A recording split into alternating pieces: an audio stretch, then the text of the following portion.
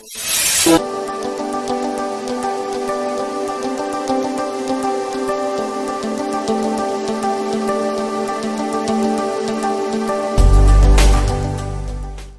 and hello everyone. In this lecture, we start the topic Fundamental Theorem of Integral Calculus. Previous lectures के अंदर अपने क्या देखा था? प्रीवियस लेक्चर के अंदर अपने एक्सरसाइज 4.1 देखी थी, जो एक्सरसाइज काय पे डिपेंड थी आपके? Integration can be express as the limit of sum. फिर उसको सॉल्व करने की कुछ प्रोसीजर थी, स्टेप्स थी, जो मैंने आपको लिख के दिया था।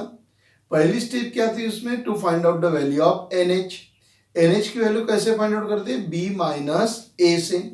सेकंड आपके पास to find out the value of f of A plus RH। How to find out the value of f of A plus RH? By replacing x by A plus RH। Means we have to find out the value of f of A plus RH from f of x। Third, use the formula. Formula बनता था integration a to b f of x dx equal to limit h tends to 0 summation r equal to 1 to n h into f of a plus rh। फिर इसके अंदर अपन value put करके क्या करते थे? उसको सॉल्व करते थे। इसके साथ में आपको चार वैल्यूज और पता होना था। पहली value summation of 1। Summation of 1 कितना होता है? n। Summation of r n in bracket n plus 1 upon 2। फिर summation of r square n in bracket n plus 1 in second bracket twice n plus 1 upon 6। और r cube के अंदर क्या था? जो आपका समेशन ऑफ r था उसका क्या लेना था? आपको स्क्वायर लेना था, यानी n square in bracket n plus 1 whole square upon 4। ये चार वैल्यूज और वो तीन स्टेप आपको अगर पता है तो आप एक्सरसाइज 4.1 जो किसके ऊपर डिपेंड थी? लिमिट ऑफ सम के ऊपर डिपेंड थी, वो आप आसानी से क्या कर सकते हैं? सॉल्व कर सकते हैं। ओके, तो इस लेक्चर के अंदर अपन उसके आगे वाला जो टॉपिक है वो देखेंगे। बोर्ड के ऊपर मैंने यहाँ पे लिखा हुआ है fundamental theorem of integral calculus. Okay, तो fundamental theorem of integral calculus मतलब इंटीग्रेशन के बारे में इसमें दिया हुआ है कि इसने अपने को बोला हुआ है कि let f of x be the continuous function. अब कंटिन्यूअस फंक्शन के बारे में तो आपको पता ही है, f of x with a continuous function on close interval a b। On close interval a b। इसके कहने का मतलब क्या है कि ये जो फंक्शन है, इस फंक्शन के करस्पॉन्डिंग कुछ ना कुछ ग्राफ रहेगा। फंक्शन आपका कोई भी रह सकता है, एक्सपोनेंशियल रहेगा, ट्रिग्नोमेट्रिक रहेगा, इनवर्स रहेगा, अलजेब्रिक रहेगा, कोई भी फंक्शन रहेगा। जो भी आपको फंक्शन दिया हुआ है उसका जो ग्राफ है वो ग्राफ इस इंटरवल में क्या रहेगा? कंटिन्यूअस रहेगा। बी के बाद में क्या होगा उसको पता नहीं, ए के पहले का पता नहीं, लेकिन इस इंटरवल में आपका जो भी फंक्शन है उस फंक्शन का ग्राफ कैसा होना? आपको कंटिन्यूअस होना। तो let f of x be the continuous function on close interval A B.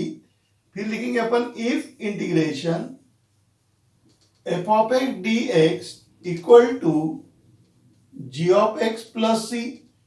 f of x का इंटीग्रेशन क्या है? g of x plus c। Then integration a to b f of x dx equal to. Okay, अब देखिए f of x का integration क्या है? g of x। ये आपका डेफिनेट है क्योंकि यहां पे आपको क्या दिया हुआ है? लिमिट दिया हुआ है। ये जो है इसको क्या बोलते हैं अपन? Lower limit. a जो है आपका वो किसका काम कर रहा है? लोअर लिमिट का। a is called as lower limit. और ये जो b आपको दिया हुआ है ये क्या हो गया? आपका अपर लिमिट। ओके, तो डेफिनेट के प्रॉब्लम सॉल्व करने के लिए पहले अपने को इनडेफिनेट की हेल्प लेना ही पड़ेगा। तो integration f of x dx, f of x का इंटीग्रेशन क्या है? g of x plus c। यहां पे लिख देता हूं मैं g of x plus c। और फिर यहां दे देंगे अपन उसको लिमिट a टू b। क्या देंगे उसको? Limit a to b। पहले अपर लिमिट पुट करते और बाद में लोअर लिमिट। अब लिमिट कहां पे पुट करना है? जहां पे वेरिएबल है वहां पे लिमिट पुट होगा।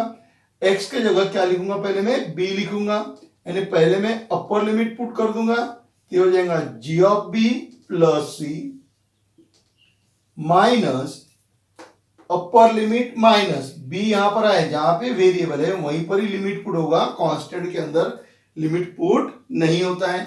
तो अपर limit minus lower limit, so g of a plus c अब इसको सिंप्लीफाई कर दो आप, ये हो गया आपके पास में जी of B plus C minus G of A minus C, plus C minus C क्या हो गया, कैंसल हो गया, तो आपके पास में क्या रह गया, G of B minus G of A. में क्या रहेंगे आपके पास में, जी of B minus G of A. So therefore integration A to B F of x D x equal to ji of B minus G of ए।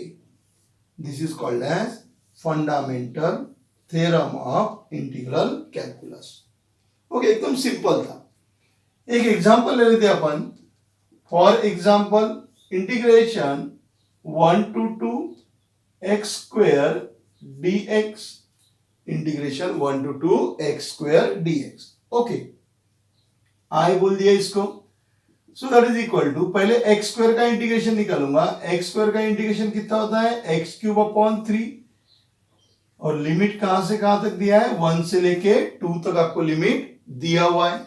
सो 1/3 बाहर आ जाएगा, ये 1/3 आपका बाहर आ गया, तो यहां क्या रहेगा आपके पास में, एक्स क्यूब रहेगा, और लिमिट है 1 से लेके 2 तक। सो 1/3, पहले अपर लिमिट 2 का cube minus lower limit, so that is 1/3, 2 का क्यूब कितना हो गया 8, 1 का cube 1, so that is equal to 8 minus 1 means 7/3। इस तरीके से अपन डेफिनेट इंटीग्रेशन की प्रॉब्लम क्या करेंगे, सॉल्व करेंगे। तो पहले आपने तो यूज किया इंडिफरेंट वाला, क्यों, क्योंकि एक्स स्क्वायर का आपको यहाँ पे क्या लेना था, इंटीग्रेशन। तो एक्स स्क्वायर का इंटीग्रेशन आपने ले लिया एक्स क्यूब अपॉन 3, लिमिट आपको दिया है 1 से 2 तक। पहले आपने क्या किया, अपर लिमिट पुट किया माइनस लोअर लिमिट, सिंप्लीफाई करके उसका आंसर आ गया 7/3। अरे में मेन आपको ये ध्यान में रखना है कि अपर लिमिट माइनस लोअर लिमिट, जो भी आपका फंक्शन है उसका जो इंटीग्रेशन आएगा, उस इंटीग्रेशन के अंदर एफ ऑफ एक्स का इंटीग्रेशन क्या था, जी ऑफ एक्स, तो उस इंटीग्रेशन के अंदर क्या करना है आपको, पहले अपर लिमिट पुट करना है minus lower limit, upper limit minus lower limit, जो भी आपका फंक्शन है, इस फंक्शन का जो इंटीग्रेशन आएगा, उस इंटीग्रेशन के अंदर आपको अपर limit minus lower limit put करना है। ये कंसेप्ट है आपका fundamental theorem of integral calculus का। कौन सा कंसेप्ट है कि एफ ऑफ एक्स का जो भी इंटीग्रेशन आएगा, we substitute the value of, mean we substitute the limit of the function of the integral of the given function such as the upper limit minus lower limit. पहले upper limit put करना, बाद में lower limit put करना। है में आप इसको note down कर लीजिए, फिर अपन इसके आगे का जो टॉपिक दिया हुआ है, अब आगे का जो टॉपिक है वो बहुत काम का टॉपिक है अपना, और वो है प्रॉपर्टीज ऑफ डेफिनेट इंटीग्रल। क्योंकि आगे की जो एक्सरसाइज है, उस एक्सरसाइज में के प्रॉब्लम सॉल्व करने के लिए अपने को इनकी तो जरूरत गिरेगी, क्योंकि ये तो बेसिक है, बेसिक की जरूरत तो हर जगह गिरेगी, लेकिन उसके आगे की जो स्टेप है वो आपके पास में रहने को ना, और वो है आपके पास में प्रॉपर्टीज ऑफ डेफिनेट इंटीग्रल। तो टोटल अपने पास में 8 प्रॉपर्टीज दी हुई है। So there are 8 properties given in definite integral. Okay, तो वो प्रॉपर्टीज अपन क्या करेंगे, एक एक प्रॉपर्टीज अपन उसको पहले सॉल्व करेंगे, मतलब उसको प्रूव करेंगे, और उससे रिलेटेड एक एक एग्जांपल भी अपन लेते जाएंगे। तो पहले आप इसको नोट डाउन कर लीजिए, फिर मैं आगे आपको प्रॉपर्टीज पढ़ाऊंगा। ओके, तो पहले आप नोट डाउन करो, फिर अपन चलेंगे प्रॉपर्टीज की तरफ।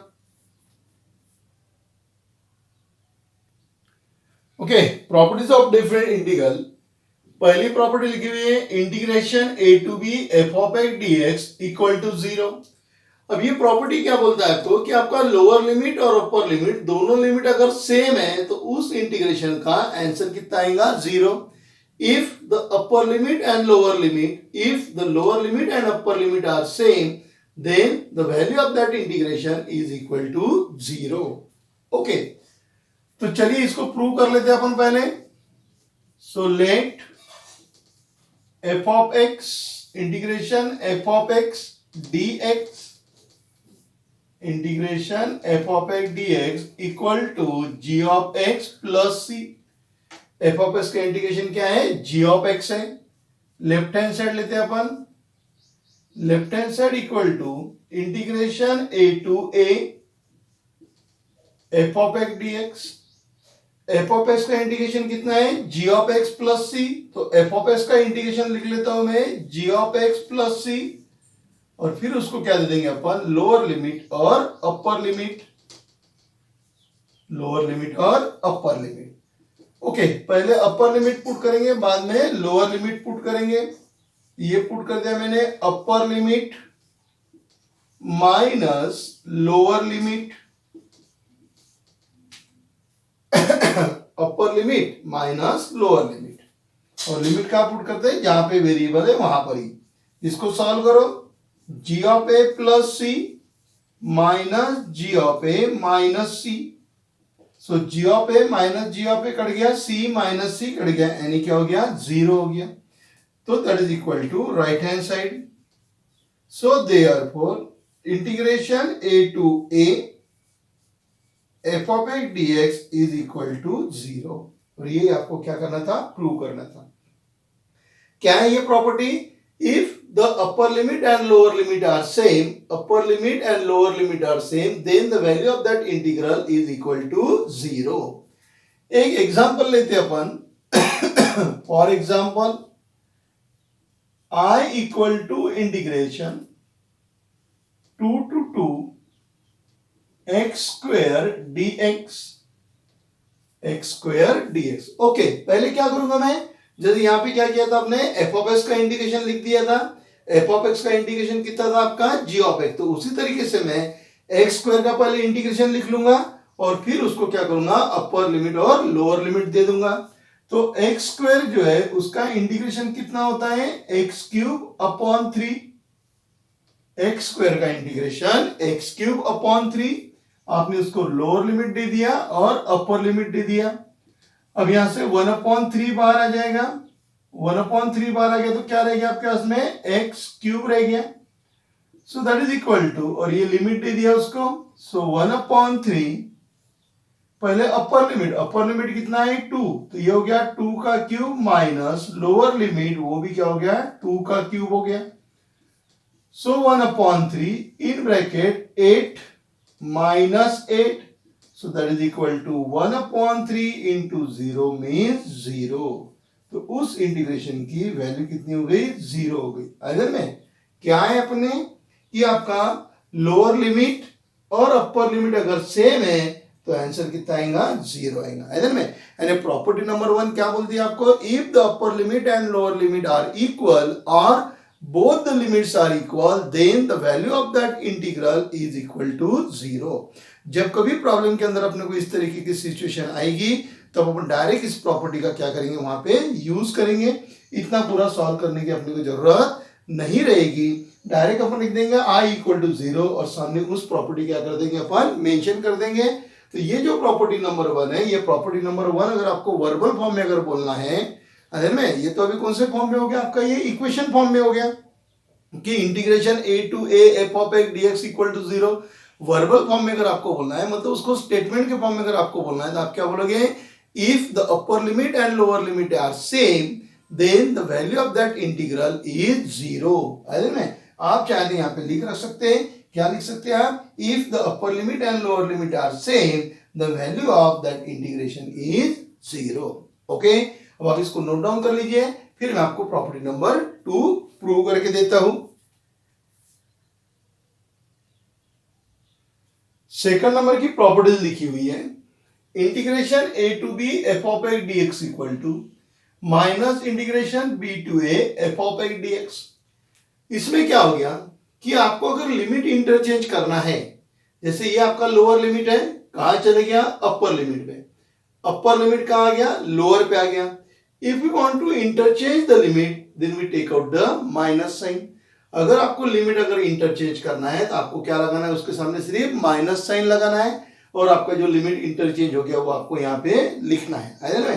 तो इसका स्टेटमेंट क्या रहेगा, if we interchange the limit then there apply the minus sign. यानी लिमिट अगर इंटरचेंज करना है तो आपको क्या लगाना पड़ेगा, सिर्फ माइनस साइन लगाना पड़ेगा। यानी अगर आपने इंटीग्रेशन में माइनस साइन लगा दिया तो आप लिमिट क्या कर सकते हैं, इंटरचेंज कर सकते हैं। ओके, तो चलिए फिर इसको अपन प्रूव कर लेते हैं। So let integration f of x dx equal to ji of x plus सी। ये आपको सभी प्रॉपर्टीज में लिखना पड़ेगा। क्यों? क्योंकि मैंने आपको पहले ही बोला कि डेफिनेट के प्रॉब्लम सॉल्व करने के लिए इनडेफिनेट की जरूरत गिरेगी ही। फिर यहां पे लेंगे left hand side. Left hand side के आपके पास में integration A to B F of x D x. F of x का इंटीग्रेशन कितना है? जी ऑफ एक्स प्लस सी। फिर उसको लिमिट दे दो ए से लेके बी तक। पहले अपर लिमिट पुट करो G of B plus C minus lower limit put करो G of A plus C. Simplify करेंगे G of A plus C minus G of A minus C plus C minus C get cancel. So G of B minus G of A. ये हो गया आपका left hand side. Give as equation number 1। Okay, right hand side ले लेते हैं अपन। So right hand side equal to minus integration b to A F of x D x. So that is equal to minus वैसे ही रहेगा। F of x का integration कितना है मेरे पास में? जी ऑफ एक्स प्लस सी। ये लिख दिया मैंने उसका integration g of x plus C. Limit लिख दिया मैंने बी से लेके ए तक। माइनस साइन कॉमन रहेगा। पहले अपर लिमिट पुट करेंगे। अब अपर लिमिट कौन है? ए। तो पहले अपर लिमिट पुट कर दिया। अपर लिमिट माइनस अब लोअर लिमिट पुट करेंगे जी ऑफ बी प्लस सी। पहले अपर लिमिट बाद में लोअर लिमिट। ये आपका अपर लिमिट है और ये लोअर लिमिट है। अब सिंप्लीफाई करिए इसको तो क्या हो जाएगा? ये G of A plus C minus G of B minus C. Plus C minus C cancel हो गए तो क्या रहेगा आपके पास में? जी of A minus G of B रहेगा। माइनस से मल्टीप्लाई करेंगे तो ये माइनस होगा, ये पॉजिटिव हो जाएगा। ये हो गया आपका G of B minus G of A. ये पॉजिटिव और ये निगेटिव हो जाएगा। अब यहां पे देखिए क्या है? जी of B minus G of A. अब G of B minus G of A है, इसका मतलब आपका ये दिया हुआ है इक्वेशन। तो आप इसको इक्वेशन नंबर क्या कर दो? 2 कर दो। और यहां लिख देता हूं मैं फ्रॉम 1 and 2। फ्रॉम 1 and 2 इधर राइट हैंड साइड में क्या है? जी ऑफ बी माइनस ए। इधर भी इक्वेशन 2 में क्या है? जी of B minus A. Equation 1 और इक्वेशन 2 ये दोनों की राइट हैंड साइड सेम है। जब इनकी राइट हैंड साइड सेम रहेगी तो ये दोनों भी क्या रहेंगे? सेम रहेंगे। So therefore integration A to B F of x D x equal to minus integration b to A F of x D x. इधर में तो आपको क्या करना पड़ेगा? If you interchange the limit, अगर आपको लिमिट अगर इंटरचेंज करना है तो क्या लगाना पड़ेगा आपको? Minus sign. ओरिजिनल आपने लेफ्ट हैंड साइड लिया G of B minus A, right hand side लिया G of B minus A. तो आपने उसमें से प्रूव कर दिया कि लिमिट अगर इंटरचेंज करना है तो साइन क्या लगाना पड़ेगा अपने को? माइनस साइन अप्लाई करना पड़ेगा। है में तब जाके दोनों का आंसर कैसा रहेगा? सेम रहेगा। है में लिमिट इंटरचेंज कर दिया, माइनस साइन लगाया तो आंसर कैसा आने को ना? सेम आने को ना। एक एग्जांपल ले लेते हैं अपन छोटा वाला। For example I equal to integration 1 to 2 और x dx। इंटीग्रेशन क्या लिया मैंने? 1 से लेके 2 तक लिया और क्या किया? dx किया। तो चलिए इसको सॉल्व कर लेते हैं। x का कितना होता है? x square upon 2। यहां पे आ गया आपका लिमिट 1 से लेके 2 तक। ये 1 अपॉन 2 बाहर कर दिया। आपके पास में रह गया x स्क्वायर 1 to 2। पहले आप अपर लिमिट पुट कर दो 1 अपॉन 2। अपर लिमिट पुट करेंगे तो 2 का स्क्वायर माइनस 1 का स्क्वायर।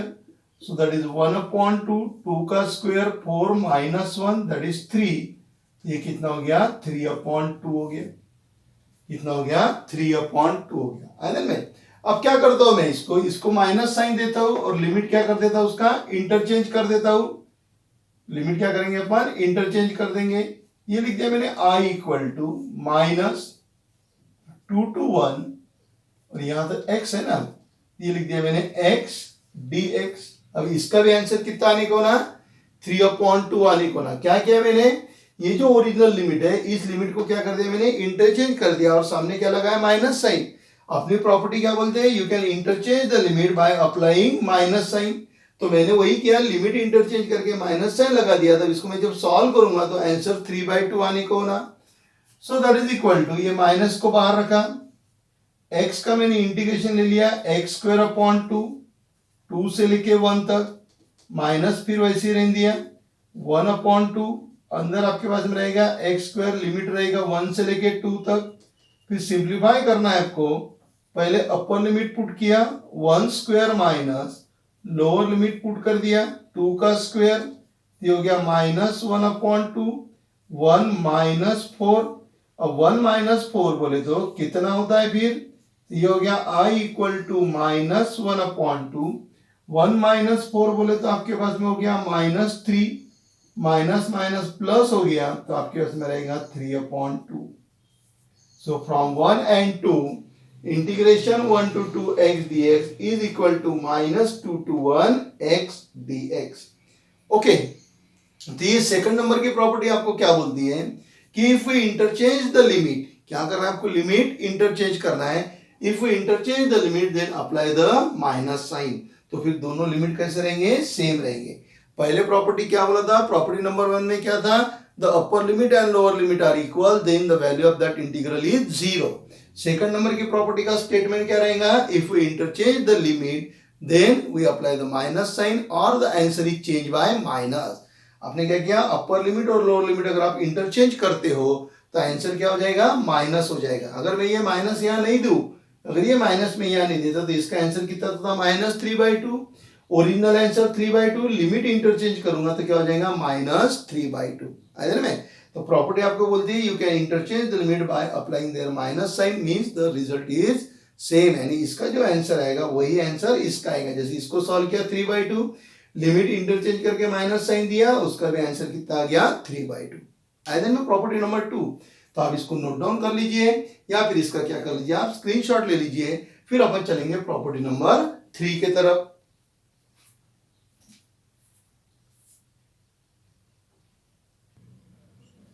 थर्ड नंबर की प्रॉपर्टीज लिखी हुई है, integration a to b f of x dx equal to integration a to b f of t dt। यहां पर वेरिएबल x है और यहां पर वेरिएबल क्या है, t है। वेरिएबल कोई भी रह दो, चाहे वेरिएबल x रहे या वेरिएबल t रहे, दोनों का जो आंसर है वो कैसा आएगा, सेम आएगा। मींस द डेफिनेट इंटीग्रल और indefinite integral is independent upon the variable, कि वो वेरिएबल के ऊपर डिपेंड नहीं होता है। ओके, तो चलिए पहले इसको प्रूव कर लेते अपन। So let i equal to let integration f of x dx equal to g of x plus c। पहले लेफ्ट हैंड साइड ले लेते हैं, integration a to b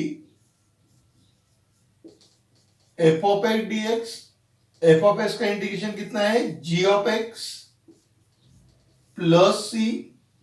limit कहां से कहां तक रहेगी, a से लेके b तक। पहले आप अपर लिमिट पुट कीजिए, so g of b plus c minus, अब lower limit g of a plus c। आपने उसको सॉल्व कर दिया तो g of b plus c minus g of a minus c, plus c minus c cut गया तो आपके पास में रह गया g of a minus g of b minus g of a। ये हो गया आपका left hand side. Right hand side को ले लेते हैं अपन। So right hand side equal to integration a to b f of t dt that is equal to. अब देखिए यहां पर वेरिएबल x था करके इंटीग्रेशन में भी क्या हो गया, x। अब यहां पे वेरिएबल क्या है, t, तो इंटीग्रेशन में भी क्या आएगा, t, यानी f of t का इंटीग्रेशन क्या हो जाएगा, g of t plus c। Limit कहां से कहां तक रहेगी, a से लेके b तक रहेगी।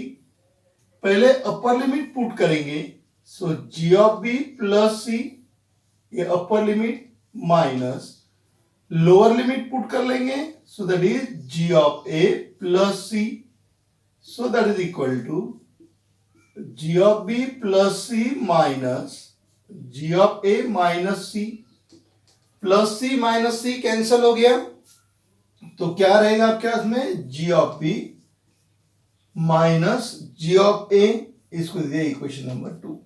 अब इक्वेशन 1 और 2 में देखो, यहां पर भी राइट हैंड साइड में जी ऑफ बी माइनस ए और यहां पर भी क्या है जी ऑफ बी माइनस ए, तो इसी का मतलब क्या हो जाएगा, फ्रॉम 1 एंड 2,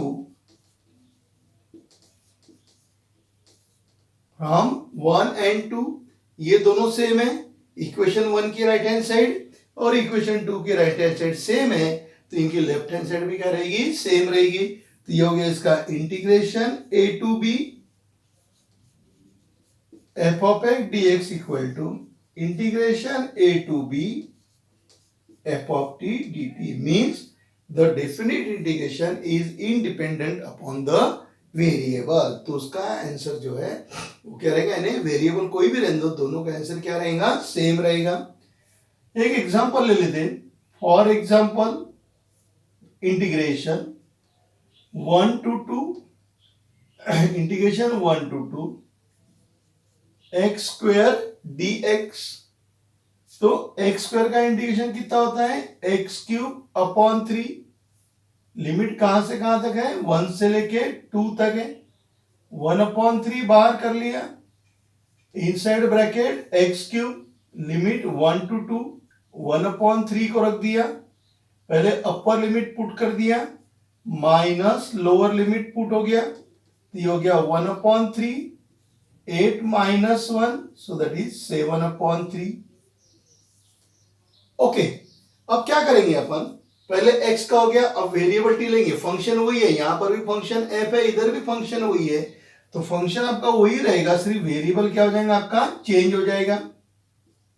सिर्फ चेंज क्या करना है आपको, वेरिएबल चेंज कर रहा है। So integration 1 to 2 f of t, तो क्या हो जाएगा t square d t, so that is equal to t cube upon 3, 1 से लेके 2 तक 1/3 बाहर कर दिया, ये हो गया T cube from 1 to 2, so that is 1/3, upper limit 2 cube minus lower limit, so that is equal to 1/3, 8 minus 1, so that is equal to 7/3. Okay, so from 1 and 2 both the answer are equal, इधर भी 7/3 है, इधर भी क्या है 7/3 है। क्या किया अपने यहाँ पे कि मैंने x के जगह क्या किया, वेरिएबल t यूज किया, वेरिएबल कोई भी रहेगा तो भी आंसर कितना है मेरा 7/3, आंसर चेंज हुआ क्या नहीं। अगर मैं यहाँ पे m करता तो विद रिस्पेक्ट टू m होता था, अगर मैं यहाँ पे y लिखता तो विद रिस्पेक्ट टू क्या था, y, लेकिन आंसर कितना था 7/3 ही आता था। तो ये जो आपको थर्ड प्रॉपर्टी है, ये थर्ड प्रॉपर्टी आपको क्या बोलता है कि the integration is independent upon the variable. Property number 1 क्या बोला था आपको, if the limits are same then the integral is 0। Property number 2 क्या थी आपके पास में, if we interchange the limit then the answer is change by minus sign. और property number 3 that the integration is independent upon the variable, variable x है तो भी 7/3, variable t है तो भी 7/3। आई बात में, तो इसको नोट डाउन कर लीजिए, फिर अपन चलेंगे प्रॉपर्टी नंबर 4 की तरफ।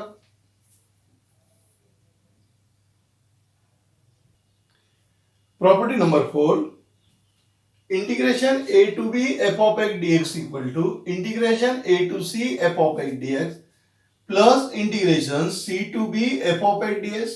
कंडीशन क्या दिया हुआ है, c is lies between a and b, means c belongs to the close interval a b। c a और b के बीच में रहने को ना, इसके कहने का मतलब है कि अगर आप इंटीग्रेशन ब्रेक करते हो और जिस पॉइंट पे ब्रेक करते वो पॉइंट अगर उस रेंज के अंदर है तो left hand side is equal to right hand side, यानी अगर अपने को जरूरत गिरी तो अपन इंटीग्रेशन को कहीं पर भी क्या कर सकते हैं, ब्रेक कर सकते हैं। यानी इसका मतलब ये हो गया कि यहां से यहां तक मेरा एक इंटीग्रेशन दिया हुआ है, ए पॉइंट से लेके कहां तक दिया हुआ है, बी तक दिया हुआ है, और ये सी पॉइंट पे मैंने क्या उसको कर दिया, ब्रेक कर दिया। ओरिजिनल जो मेरा इंटीग्रेशन था, मतलब ओरिजिनल जो मेरी लिमिट थी वो कहां से थी, ए से लेके बी तक, किसी कारणवश मुझे क्या करना पड़ेगा, उसको ब्रेक करना पड़ा। तो मैंने सी पॉइंट पे उस इंटरवल को, मतलब उस लिमिट को क्या किया, ब्रेक किया। अब रेंज कहां से कहां तक हो जाएगी, ए से लेके सी तक। पहले इसकी रेंज हो गई ए से लेके सी तक, और दूसरी रेंज हो जाएगी सी से लेके बी तक। तो सी से लेके क्या तक हो गई, बी तक। फंक्शन सेम रहेगा। अगर आपने ये फंक्शन अगर चेंज कर दिया तो उसका मतलब नहीं है। सेम फंक्शन के लिए अपन इंटरवल को क्या कर सकते हैं, ब्रेक कर सकते हैं। आप एक पॉइंट पे ब्रेक कर सकते हैं, अगर आपको जरूरत है तो आप दूसरे पॉइंट पे भी क्या कर सकते हैं, ब्रेक कर सकते हैं। कितने भी पार्ट में अपन उसको ब्रेक कर सकते हैं। अगर मैंने समझ लो यहाँ पे अगर डी लिखता तो ए से सी तक एक इंटरवल, सी से डी दूसरा, और डी से बी तीसरा हो जाता था। जैसे यहाँ पे दो है ना, क्योंकि मैंने क्या किया, उसको एक ही पॉइंट पे ब्रेक किया, तो ये फर्स्ट पार्ट और ये क्या हो गया, सेकंड पार्ट। अगर आप में और ब्रेक कर रहे तो फर्स्ट पार्ट, सेकंड पार्ट, और क्या हो जाएगा आपका थर्ड पार्ट हो गया, है ना। कंडीशन ये होना चाहिए कि आप जिस पॉइंट पे ब्रेक कर रहे हैं वो पॉइंट आपके लिमिट के अंदर, मतलब आपके इंटरवल में रहने को होना। अगर वो पॉइंट इंटरवल के बाद में है तो फिर आंसर सेम आता नहीं, है ना। So we can break the given interval at the point, at any point, and that point must be the lies between given interval। तो उस इंटरवल के बीच में वो पॉइंट क्या होने को ना, लाई होने को ना, तो ही अपन उस इंटरवल को उस पॉइंट के ऊपर क्या कर सकते हैं, ब्रेक कर सकते हैं। Means we break the interval A b at the point c. C point पे क्या कर दिया अपन, इसको ब्रेक कर दिया। ओके, तो चलिए फिर अपन ये प्रूव करके देखते हैं। Let integration f of x dx equal to g of x plus c।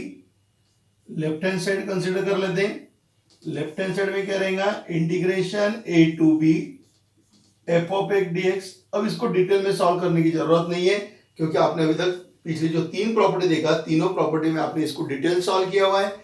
यहां तो मैं डायरेक्ट लिख देता अभी आपको। तो इसका इंटीग्रेशन क्या होता है, जी of B minus G of A. Paper में अगर ये प्रॉपर्टी अगर आपको प्रूव करने को आती है अदर में, क्योंकि इसमें से एक ना एक प्रॉपर्टी डिफरेंट इंटीग्रेशन की प्रूव करने के लिए रहती है। ओके, तो प्रूव करने के लिए अगर आपको ये प्रॉपर्टी आती है तो आप ये डायरेक्ट मत लिखना। जिस तरीके से अपन ने पिछले तीन प्रॉपर्टी के अंदर इसको प्रूव किया हुआ है, उसी तरीके से क्या करना आपने, इसको सॉल्व करने का। आई बात ध्यान में, डायरेक्ट लिखने का नहीं। ऑलरेडी अपन दो तीन बार देख चुके हैं करके, मैंने ये डायरेक्ट यहाँ पे लिखा हुआ है। पेपर के अंदर आपने डायरेक्ट लिखने की जरूरत नहीं है।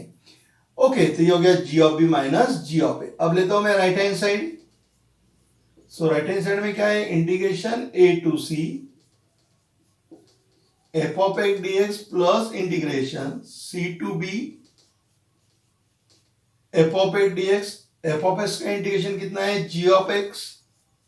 सो G of x plus C, limit क्या रहेगा, ए से लेके सी तक, प्लस एफ ऑफ एक्स का integration g of x plus C, limit रहेगा सी से लेके बी तक।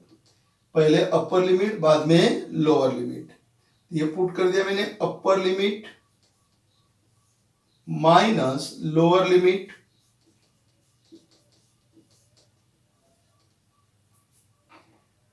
अपर लिमिट माइनस लोअर लिमिट। इधर का भी वैसा ही करेंगे, upper limit minus lower limit, upper limit minus lower limit. Simplify कर लो। So G of C plus C minus G of A minus C plus G of B plus C minus G of C minus C. तो देखिए सी के साथ में सी cut गए, ये आपका जी ऑफ सी के साथ में जी ऑफ सी कट गया, minus G of A plus G of B. So that is equal to ji of B minus G of A. ये हो गया आपका 2। इक्वेशन 1 और इक्वेशन 2 में देखो, G of B minus G of A, G of B minus G of A. Equation 1 और 2 same है, तो उनका राइट हैंड साइड भी क्या रहेगा, सेम रहेगा। सो from 1 and 2 integration a to b f of x dx equal to integration a to c f of x dx plus integration c to b f of x dx। एक बार ध्यान में क्या किया अपन ने यहाँ पे, इंटीग्रेशन ए टू बी को break किया, इंटीग्रेशन ए टू सी पे plus integration C to b पे, यानी ओरिजिनल जो मेरा इंटीग्रेशन ए टू बी था उसको सी पॉइंट पे मैंने क्या कर दिया, ब्रेक कर दिया। फिर आपने लेफ्ट हैंड साइड सॉल्व किया, राइट हैंड साइड को भी सॉल्व किया, दोनों कैसे आते, सेम आते हैं। इसका मतलब left hand side is equal to right hand side. Example ले लेते हैं अपन। For example i equal to integration 2 से लेके 6 तक लिख दिया, और यहां पे लिखता हूं मैं x dx। ज्यादा बड़ा एग्जांपल लेता नहीं क्योंकि अपने को सिर्फ प्रॉपर्टी चेक करना है में। तो x dx सॉल्व कर लेंगे इसको अपन, ये मिल गया आपको एक्स स्क्वायर अपॉन 2, लिमिट है आपके पास में 2 से लेके 6 तक, 1/2 बाहर आ गया। पहले अपर लिमिट पुट करोगे यानी हो गया 6 स्क्वायर, लोअर लिमिट पुट करोगे वो हो गया आपके पास में 2 स्क्वायर। तो क्या हो जाएगा 1/2, 6 का स्क्वायर कितना होता है 36 माइनस 4 यानी कितना हो गया 32/2, so that is equal to 18। Okay तो कितना मिल गया आपको 16 मिल गया, समझ गया। चलिए अब इस इंटरवल को मैं ब्रेक कर लेता हूं, ये जो मेरा है इस इंटरवल को क्या करता हूं मैं ब्रेक करता हूं। i equal to integration 2 to 4 x dx plus integration 4 to 6 x dx। Okay मेरा ओरिजिनल इंटरवल कहां से कहां तक था, 2 से लेके 6 तक था, ये 2 और ये 6, इस पॉइंट पे क्या कर दिया मैंने ब्रेक कर दिया। तो पहला मेरा इंटरवल बनेगा 2 to 4 और दूसरा बनेगा 4 to 6। Okay so that is equal to, solve कर लेंगे x स्क्वायर अपॉन 2, पहले इसका लिमिट है 2 to 4 प्लस इधर भी कर लेंगे x स्क्वायर अपॉन 2, लिमिट है 4 to 6, यहां से 1/2 बाहर आ गया, पहले अपर लिमिट पुट कर दिया माइनस लोअर लिमिट प्लस यहां से भी 1/2 बाहर आ गया, पहले अपर लिमिट पुट कर दिया माइनस लोअर लिमिट। ओके दोनों जगह से 1/2 को बाहर कर लिया, ये 4 का स्क्वायर कितना हो गया 16 माइनस 4, 4 का स्क्वायर 16 माइनस 4, 1/2 तो बाहर आ गया, तो क्या हो गया प्लस 6 का स्क्वायर कितना हो गया 36 माइनस 4 का स्क्वायर कितना हो गया 16, ये हो गया 1/2, 16 माइनस 16 कट गया 36 minus 4 that is 32 and 32 divide by 2 that is 60। Okay original आपने प्रॉब्लम सॉल्व किया, आपका आंसर 16 आ गया। आपने जो आपको गिवन इंटरवल था उसको आपने ब्रेक कर दिया तो भी आंसर कितना आ गया 16 आ गया। आप एक पॉइंट पे ब्रेक कर सकते हैं, 2 पॉइंट पे भी आप ब्रेक कर सकते हैं। कंडीशन सिर्फ इतना ही है कि ये दोनों फंक्शन सेम रहने को ना, ये फंक्शन अगर अलग अलग रह गए 1 2 3 ये फंक्शन सेम रहने को ना, और जिस पॉइंट पे आप ब्रेक कर रहे हैं वो पॉइंट आपके इंटरवल में रहने को होना, तो ही फिर ये प्रॉपर्टी क्या करती होल्ड होती है, मतलब ये प्रॉपर्टी प्रूव होती है बदन में। So note down this property number 4, फिर अपन देखेंगे प्रॉपर्टी नंबर 5।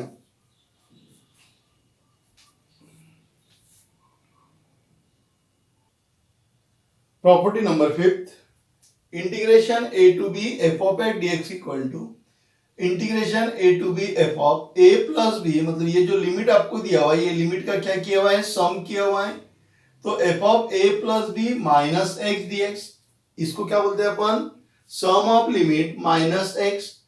प्रॉपर्टी नंबर 5 जो है वो क्या आपका sum of limit minus x। तो ओरिजिनल आपका जो फंक्शन है उस फंक्शन में अगर अपन समझे ये प्रॉपर्टी अप्लाई कर दे कौन सी सम ऑफ लिमिट माइनस x, तो आपको ओरिजिनल फंक्शन का जो आंसर है वही आंसर क्या मिलेगा आपको आ जाएगा। ओके अब इसको प्रूव करने के लिए थोड़ा सा तरीका अलग दिया हुआ है, अरे मैं राइट हैंड साइड लेके आपको क्या करना है ये प्रूव करना है। तो पहले अपन तो वो लिख लेंगे लेट के बारे में, so let integration f of x dx equal to g of x plus c। Right hand side ले लेता हूं पहले में क्योंकि राइट हैंड साइड के थ्रू इसको प्रूव करना है। तो राइट हैंड साइड में क्या दिया आपके पास में integration a to b f of sum of limit minus x dx put इसकी जगह क्या था, वेरिएबल पुट कर देते हैं, a plus b minus x equal to t. So differentiating with respect to x, a constant derivative 0, b constant derivative 0, minus x का derivative 1 और t का derivative dt by dx. So minus dx equal to dt. So therefore dx equal to minus dt. Equation 1 implies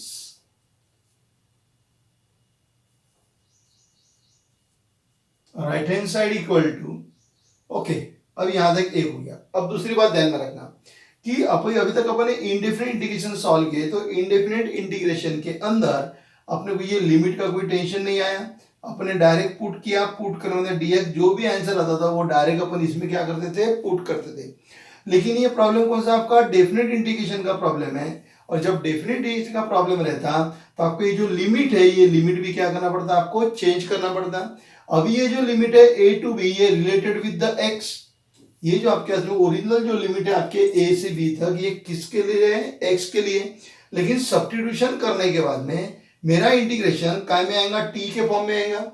after substitution this integration is in the variable t.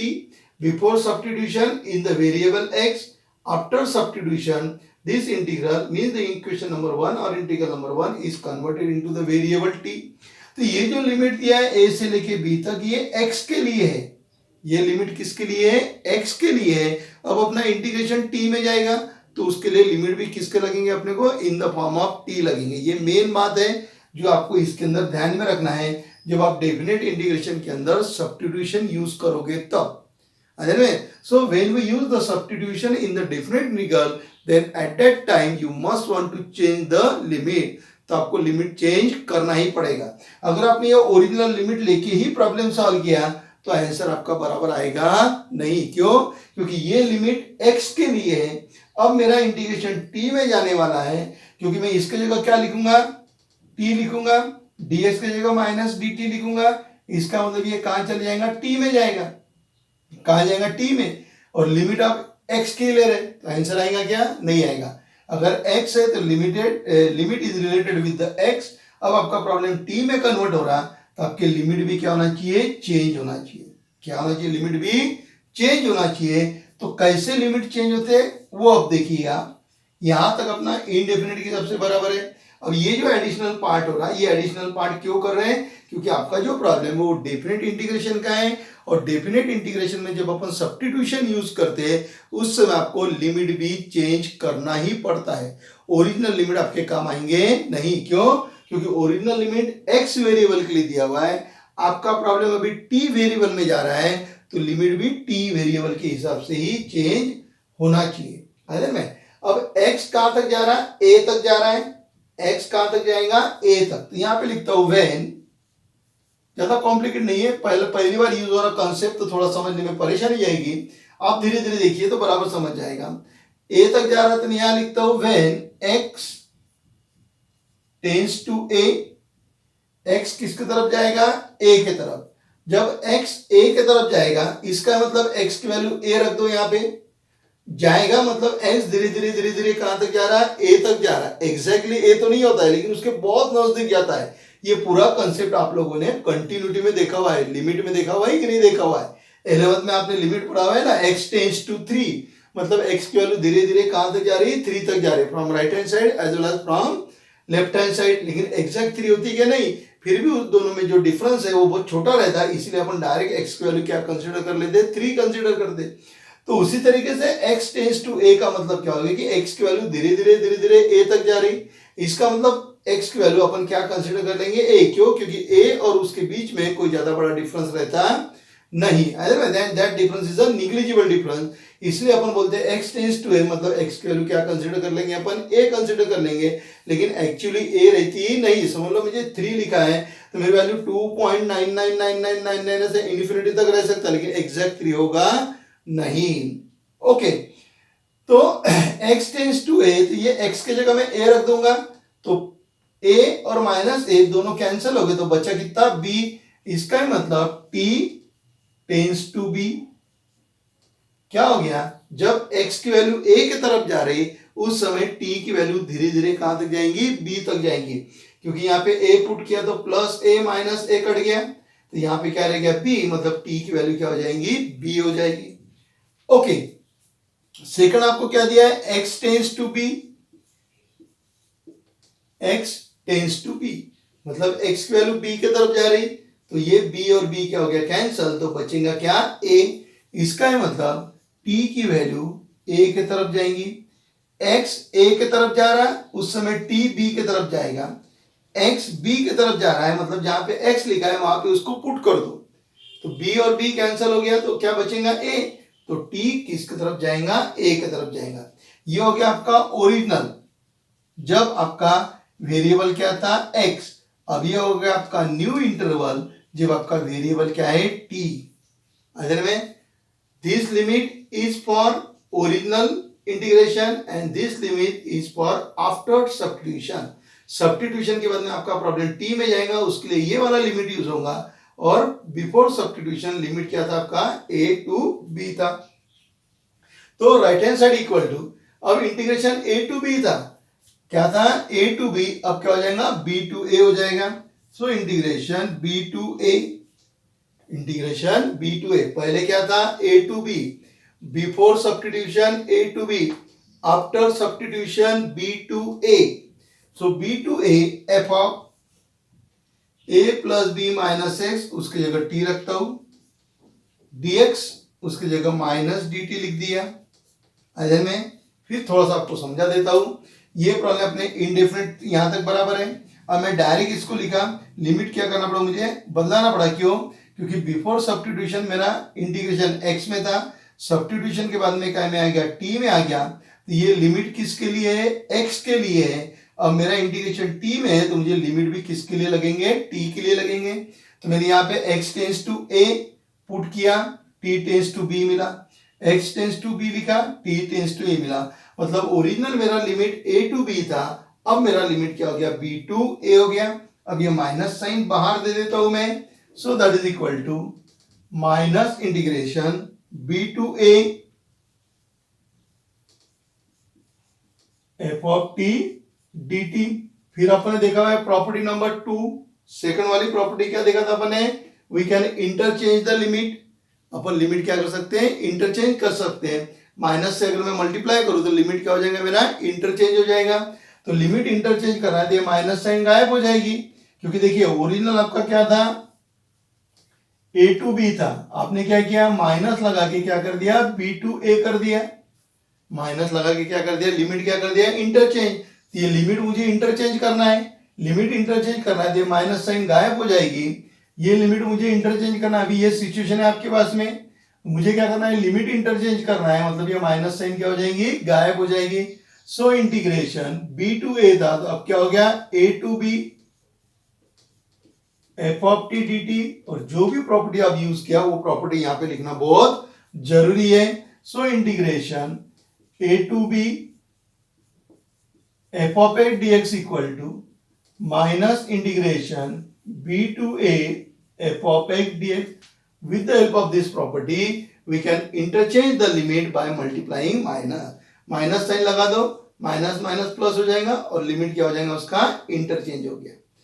Okay, फिर आपने उसके बाद में और एक property देखा, third number की property क्या, the limit means the integration is independent upon the variable, कि आपका जो इंटीग्रेशन है उसको वेरिएबल से कोई लेना देना नहीं है। आपका अगर x वेरिएबल है तो भी आंसर वही आएगा और t वेरिएबल है तो भी आंसर वही आएगा। तो प्रॉपर्टी यूज करते हैं अपन, integration a to b F of A DX. कौन सी वाली प्रॉपर्टी, प्रॉपर्टी नंबर थर्ड। क्या था प्रॉपर्टी नंबर थर्ड में, integration a to b F of A DX equal to integration a to b F of t dt। है में property याद है आपको, स्टेटमेंट वर्बल फॉर्म मैंने आपको बताया था, क्या था verbal form, the integration is independent upon the variable. चाहे आपका इंटीग्रेशन t में रहे तो भी वही आंसर आएगा ना, x में रहेगा तो भी आंसर वही आएगा। और ये मतलब आपका क्या हो गया, लेफ्ट हैंड साइड हो गई। So that is equal to left hand side, so therefore integration a to b f of x dx equal to integration a to b sum of limit minus x, sum of limit minus x। आई बात ध्यान में, ये थोड़ा सा आपके लिए नया कंसेप्ट था। कौन सा? ये वाला कंसेप्ट थोड़ा सा नया है आपके लिए, क्योंकि फर्स्ट टाइम अपन इसको क्या किया, यूज किया। ध्यान में क्या ध्यान में रखोगे, जब आप डेफिनेट इंटीग्रेशन के अंदर जब भी आप सब्स्टिट्यूट करोगे उस समय आपको लिमिट क्या करना पड़ेगा, चेंज करना पड़ेगा, क्योंकि ओरिजिनल लिमिट आपका related with the variable x है और नया लिमिट जो आपका रहेगा वो विद द वेरिएबल t रहेगा। ये बहुत आसान तरीके से चेंज हो जाएगा। जब अपन इसको 2-3 बार यूज करेंगे तो ये अपने लिए कोई तकलीफ वाला कार्यक्रम रहेगा नहीं। तो ये प्रॉपर्टी आपकी प्रूव हो गई। अब एक एग्जांपल लेके अपन इसको क्या कर लेंगे, सॉल्व कर लेंगे। तो आप इसको पहले नोट डाउन कर लीजिए, फिर इससे रिलेटेड ये आपके टेक्स्ट बुक में बेस्ट एग्जांपल दिया हुआ है। आपके टेक्स्ट बुक में दिया है integration π/6 to π/3 sin square x dx। Sum of limit use करोगे, मतलब means the x is replace by sum of limit minus x, π/6 plus π/3 that is minus x, sin square π/2 minus x, sin π/2 the ratio is change. Okay, तो sine का कहां चल जाता है, complementary sign का कौन है, cos, तो cos स्क्वायर x dx आ जाएगा। बेस्ट आपके पास में दिया हुआ एग्जांपल। एक अपन अलजेब्रिक वाला प्रॉब्लम लेके क्या करते हैं, ये प्रॉपर्टी अपन प्रूव करके देखते हैं। ओके, तो आप इसको नोट डाउन कर लीजिए, फिर मैं उस साइड में आपको एक एग्जांपल के थ्रू ये प्रॉपर्टी आपको प्रूव करके देता हूं। ओके, तो एक एग्जांपल लेता हूं मैं, अलजेब्रिक वाला एग्जांपल ले लेता हूं। For example I equal to integration 1 to 2 x dx। पहले मैं इसको इसके हिसाब से सॉल्व कर लेता हूं, तो क्या हो जाएगा, ओरिजिनल तरीके से सॉल्व कर लेते पहले अपन। तो x का क्या रहता है, एक्स स्क्वायर अपॉन 2, लिमिट आपको कहां से कहां तक दिया है, 1 से लेके 2 तक दिया हुआ है। 1/2 कांस्टेंट हो गया, एक्स स्क्वायर रह गया, अपर लिमिट उसका स्क्वायर माइनस लोअर लिमिट उसका square, 1/2 4 minus 1 that is 3, so that is equal to 3/2। यानी आपका आंसर कितना आ गया, उसका 3/2 आ गया। ये ओरिजिनल तरीके से, यानी अपने को प्रॉपर्टी मालूम नहीं थी तो अपन इसको इस तरीके से क्या किया, अपन ने सॉल्व किया विदाउट यूजिंग प्रॉपर्टी का अपन इसको सॉल्व किया क्या, नहीं किया। आया में अब क्या करेंगे, अब यहाँ पे यही वाला प्रॉब्लम है, with the help of property solve करता हूं। तो इंटीग्रेशन 1 to 2 x dx कैसे सॉल्व कर रहे हैं अपन, with the help of property. पहले कैसे सॉल्व किया, विदाउट प्रॉपर्टी। पहले आपने इसको सॉल्व किया विदाउट प्रॉपर्टी, अब अपन कर रहे with the help of property. Property क्या आपके पास में, sum of limit minus x, mean this x is replaced by sum of limit minus x। ये जो आपका x है, ये x को क्या करना है, आपको रिप्लेस करना है। This x is replace by sum of limit minus x। क्या करेंगे, sum of limit minus x। तो क्या हो जाएगा, sum of limit minus x है, इंटीग्रेशन वही रहेगा, इंटीग्रेशन a to b, तो 1 to 2 है तो 1 to 2। This x is replace by sum of limit minus x, sum of limit minus x। This x is replace by, x की जगह क्या किया मैंने, sum of limit minus x। कौन सी प्रॉपर्टी यूज किया मैंने, integration a to b f of x dx equal to integration a to b sum of limit minus x। Property याद से लिखते रहना, जो भी आप यूज करोगे वो। So that is equal to integration 1 to 2 3 minus x dx। अब इसको सॉल्व करूंगा, integration 1 to 2 3 dx minus integration 1 to 2 x dx। Okay, 3 constant है, बाहर आ गया, बाहर आएगा तो यहाँ क्या रहेगा, 1 बोले तो क्या हो गया, x, लिमिट है 1 to 2, इसका क्या हो जाएगा, एक्स स्क्वायर अपॉन 2, इसका भी लिमिट क्या रहेगा, 1 से लेके 2 तक। 3 बाहर कर दिया, अपर लिमिट माइनस लोअर लिमिट, 1/2 बाहर कर दिया, यहाँ पे 2 आ गया, 1/2 बाहर हो गया तो एक्स स्क्वायर बोले तो 2 का स्क्वायर माइनस 1 का स्क्वायर, सो 2 माइनस 1 कितना होता है 1, that is equal to 3, minus 2 का स्क्वायर कितना हो गया दादा 2 का स्क्वायर 4, 4 माइनस 1 कितना हो गया 3, यानी कितना हो गया 3/2, ये हो गया 6 minus 3/2, so that is equal to 3/2, तो आंसर कितना आ गया 3/2। ओके, विदाउट प्रॉपर्टी आपने सॉल्व किया, answer 3/2। By applying the property, कौन सी प्रॉपर्टी आपने अप्लाई किया, सम ऑफ लिमिट माइनस है, तो उसका भी कितना आंसर आ गया 3/2। इसका मतलब ये दोनों कैसे है सेम है, मतलब ये प्रॉपर्टी क्या हो गई आपकी होल्ड हो गई, मतलब प्रॉपर्टी क्या आपकी ट्रू है। क्या ध्यान में रखोगे इस प्रॉपर्टी को, sum of limit minus X, है ध्यान में, I equal to sum of limit minus X. Any problem? Okay, अब इसको नोट डाउन कर लीजिए, फिर अपन चलेंगे प्रॉपर्टी नंबर 6 के तरफ।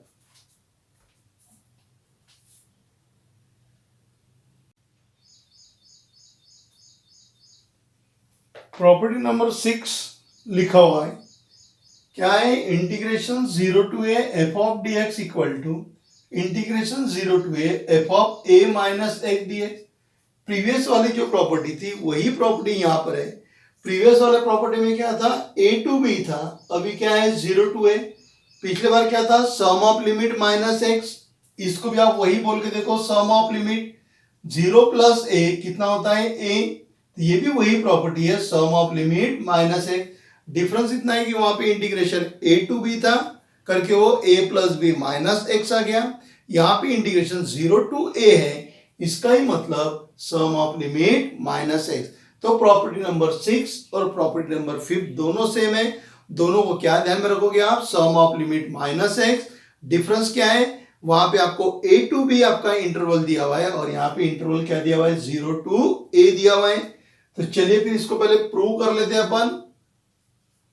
पहला स्टेटमेंट वही रहेगा आपका, let integration f of x D x equal to ji of x plus C.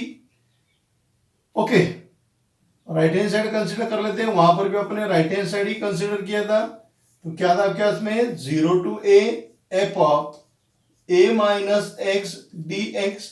Same उसी तरीके से प्रूव करना है जैसे वहां पे किया था, put a minus x equal to T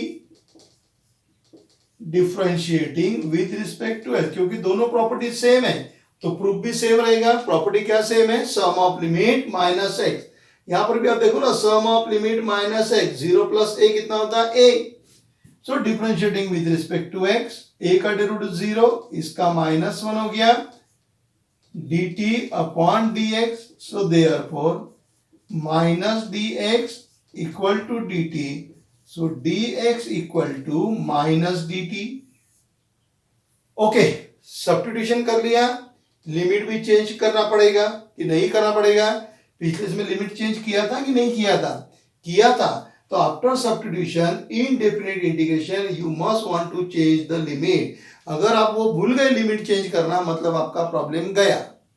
okay, तो मैं लिमिट चेक कर लेता हूं इसके।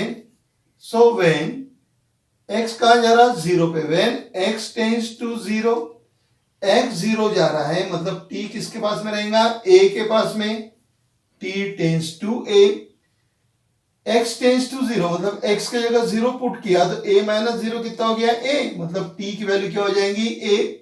When x tends to a, x जब 0 की तरफ जा रहा है तब t किसकी तरफ जा रहा है a की तरफ। अब x कहां पे जा रहा है, a की तरफ जा रहा, तो x की जगह a लिख दूंगा मैं, x टेंड्स टू a मतलब x धीरे धीरे a की तरफ जा रहा, मतलब x की वैल्यू a की तरफ जा रही है, तो यहाँ पे a आ जाएगा तो a माइनस a कितना हो गया 0, मतलब t tends to 0। x tends to 0, जब x 0 की तरफ जा रहा उस समय t a की तरफ दौड़ेगा, और x ने a की तरफ जाना चालू किया तो t किसकी तरफ जाएगा 0 की तरफ। ओके, तो equation 1 implies that is equal to integration, पहले क्या था 0 टू a था, 0 टू a, अभी क्या है a to 0, so a to 0 f of a minus x की जगह क्या है t, और dx की जगह क्या है माइनस डी टी, माइनस को बाहर बुला लेता हूं, ये हो गया minus integration A to zero f of T D T.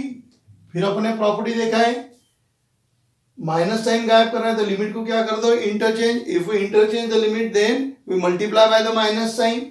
अगर ये लिमिट मुझे इंटरचेंज करना है तो माइनस से मल्टीप्लाई करूँ तो माइनस माइनस प्लस हो जाएगा, और साथ में लिमिट भी क्या हो गई, उसके चेंज हो गए। अरे मैं ये कहां पे देखना, आपने प्रॉपर्टी नंबर 2 में देखा था, integration A to B F of x D x equal to minus integration b to A F of x D x. Yes और नो। फिर क्या करना है आपको, फिर आपने एक और प्रॉपर्टी देखा था कि integration is not depend upon the variable, कि इंटीग्रेशन वेरिएबल के ऊपर डिपेंड नहीं करता। प्रॉब्लम अगर आपका x में तो भी वही आंसर आएगा, और प्रॉब्लम अगर t में तो भी आंसर वही आएगा। Mean the indefinite integration is independent upon the variable. तो ये t की जगह मैं क्या लिख देता हूं, x। t की जगह क्या लिख दिया मैंने, x लिख दिया। आगे आपका ये आपकी राइट हैंड साइड और ये क्या आपकी left hand side. So that is equal to left hand side. So therefore integration 0 to a f of a dx equal to integration 0 to a sum of limit minus x dx। एक example ले लेते हैं अपन, है ना, क्या लेंगे example में, 0 to pi by 2, और यहां लिख दिया मैंने साइन स्क्वायर एक्स डीएक्स। इसको दे दिया इक्वेशन नंबर 1, साथ में आई भी बोल दिया। ओके, प्रॉपर्टी यूज करना है मुझे। So that is equal to integration 0 to pi by 2 0 to pi by 2 sum of limit.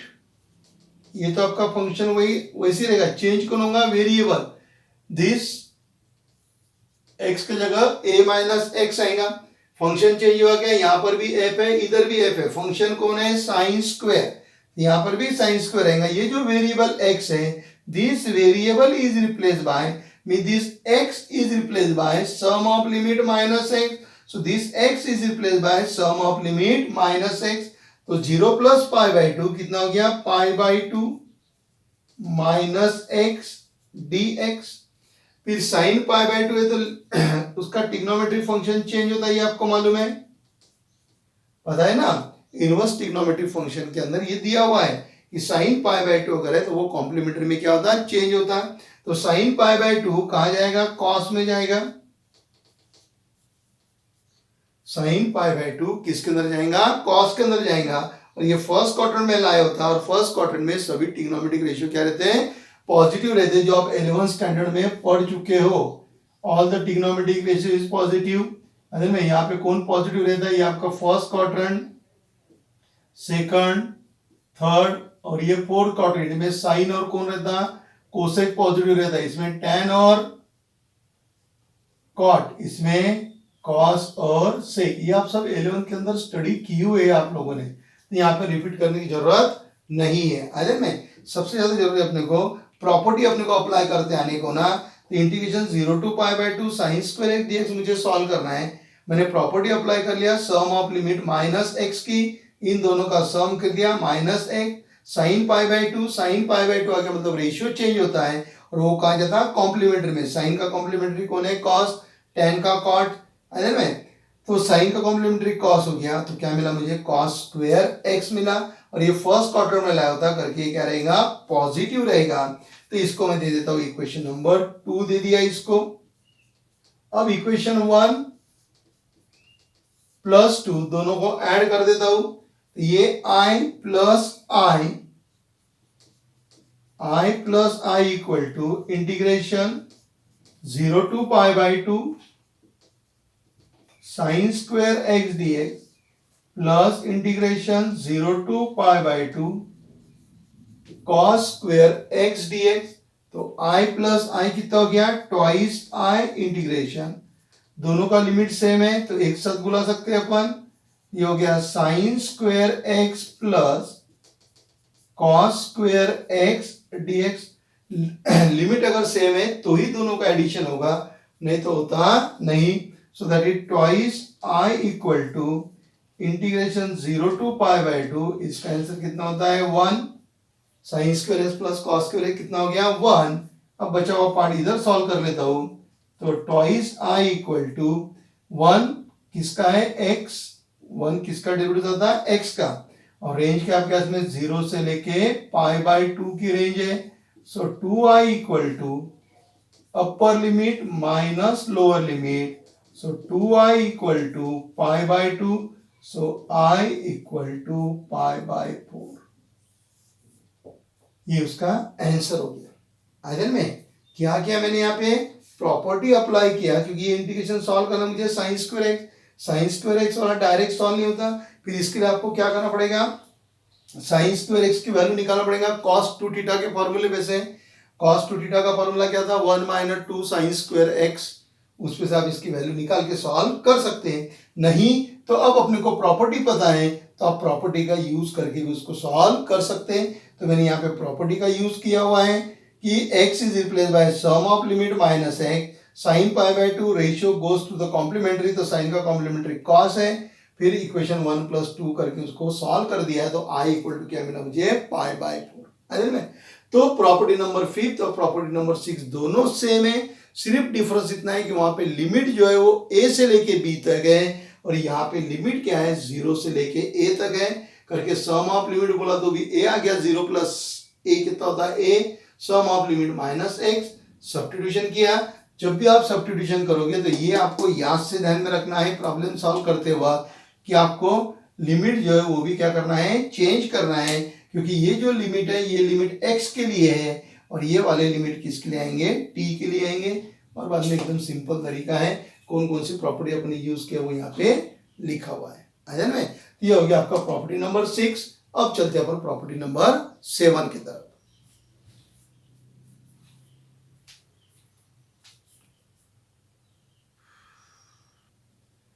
Property number 7 integration 0 to twice A F of x dx equal to integration 0 to A F of A dx plus integration 0 to A F of twice a x twice A minus x dx. ये property कब use होगी, जब किसी problem के अंदर आपको upper limit को break करना है, मतलब हाफ करना है.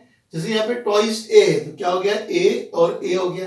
अरे में कभी कभी प्रॉब्लम में ऐसी सिचुएशन आ जाती है कि आपका जो अपर लिमिट है उस अपर लिमिट को क्या करना है आपको ब्रेक करना है. जब अपर लिमिट को ब्रेक करना है उस समय अपन ये प्रॉपर्टी क्या करेंगे यूज करेंगे.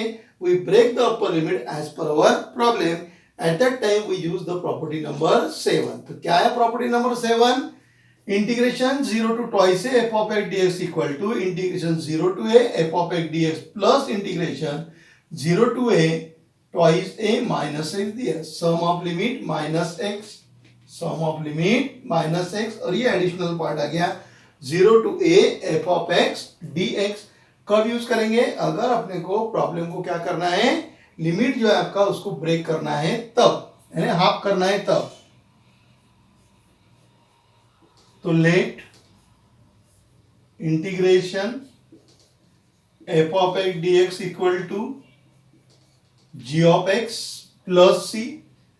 राइट हैंड साइड ले लेते हैं. सो राइट हैंड साइड में क्या दिया है integration 0 to A F of x dx. अरे ना कॉम्प्लिकेट नहीं है, प्रूव करना बहुत आसान है. जिस तरीके से अपन हमेशा प्रूव करते हैं उसी तरीके से. ठीक है. तो इसको मैंने I1 बोल दिया इंटीग्रेशन को और प्लस इसको मैंने क्या बोल दिया I2 बोल दिया. तो मैं I1 को तो वैसे ही रहने दूंगा, I2 को सॉल्व कर लूंगा क्योंकि I1 में कोई भी सब्स्टिट्यूशन दिया हुआ नहीं है, I2 में है. So I2 equal to integration 0 to A F of twice A minus x DX. Put twice A minus x DX differentiating with respect to X. Twice A का डेरिवेटिव 0 माइनस एक्स का derivative 1. So minus 1 dt upon dx.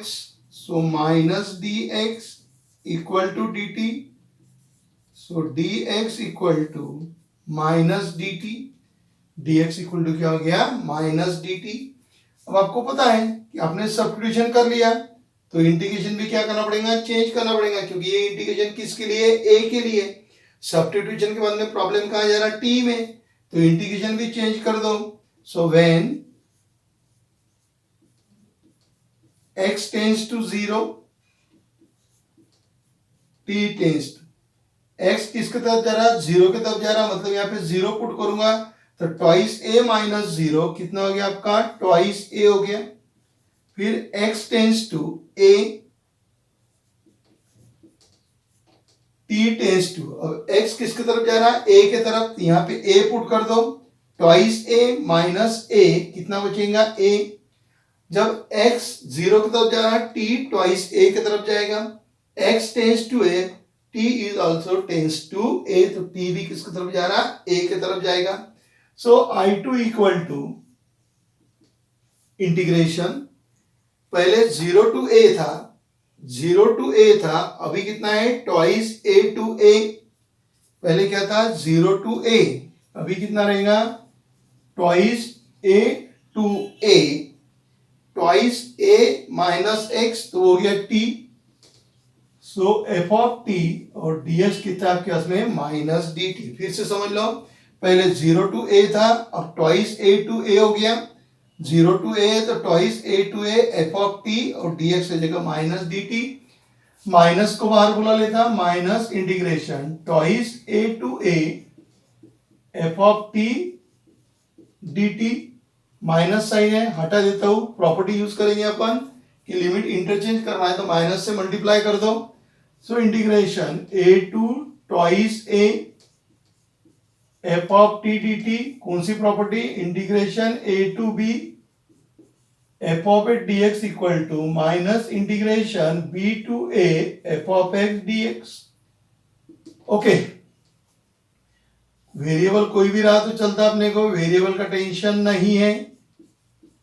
फिर से property independent upon the variable, integration a to b F of T D t that is equal to integration a to b F of x D x.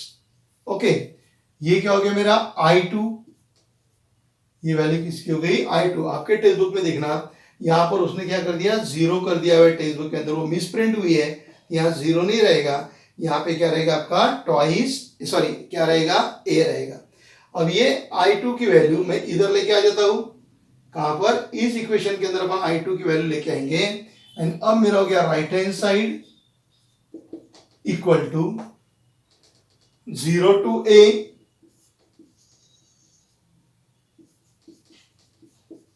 F of x dx, 0 to a F of x dx plus I2, it is the value of I2 integration a to twice a F of x D x.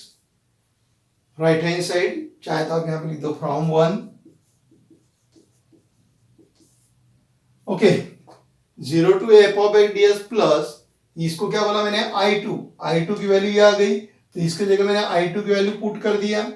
अब यहाँ पे फिर property use हो रही, काय पे break हुआ आपका a पे ब्रेक हुआ है, a to c, c to b, a पे ब्रेक हो गया तो वो वाली प्रॉपर्टी यूज करेंगे अपन फोर्थ नंबर की।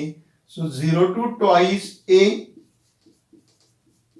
एफ ऑफ ए डी, क्योंकि फंक्शन सेम है ना, फंक्शन सेम है, a पे ब्रेक हुआ तो ट्वाइस a dx। प्रॉपर्टी कौन थी integration a to c f of x dx plus integration c to b F of x dx that is equal to integration a to b F of x dx। बराबर है, break हो गया ना। Original क्या था a to b, break का हुआ c पे, ओरिजिनल क्या है 0 टू ट्वाइस a, ब्रेक का हुआ था a पे। So that is equal to left hand side, that is equal to left hand side. So therefore integration a to twice a f of x dx is equal to integration 0 to a f of x dx plus integration 0 to a f of twice a minus x dx। ध्यान में, तो ये prove करने के लिए अपने को तीन प्रॉपर्टी का यूज करना पड़ा। Property number second, property number third and property number four. ध्यान में क्या किया अपन ने, ये तो ओरिजिनल है, यहाँ पे सब्स्टिट्यूशन के लिए कुछ था ही नहीं। टॉइस a माइनस एक्स यहाँ पे अपन सब्स्टिट्यूशन कर सकते हैं, वो सब्स्टिट्यूशन करके मैंने dx निकाला। अब ये मेरा प्रॉब्लम x में था, अब आने वाला प्रॉब्लम t में जाएगा करके ये जो लिमिट है ये लिमिट x के लिए है, तो मुझे अभी लिमिट किसके लिए लगे, t के लिए। और बाद में सिंपल प्रॉपर्टी यूज करके क्या किया अपने उसको सॉल्व किया। आपके टेक्स्ट बुक में प्रिंटिंग मिस्टेक हुई है, वो थोड़ा सा नोट डाउन कर लेना अपने बराबर। यहाँ पर जीरो दिया है, यहाँ पर भी जीरो दिया हुआ है, यहाँ पर भी क्या दिया हुआ है, जीरो दिया हुआ है। वो जीरो नहीं आएगा, कितना आएगा, ए आएगा। तभी ये प्रॉपर्टी अपन क्या कर सकते हैं, अप्लाई कर सकते हैं, क्योंकि यहाँ ए यहाँ जीरो, तो कभी होगा क्या, नहीं होगा। तो वो इतना आपको ध्यान में रखना है, तो आप इसको नोट डाउन कर लीजिए। फिर अपन चलेंगे प्रॉपर्टी नंबर 8 के तरफ।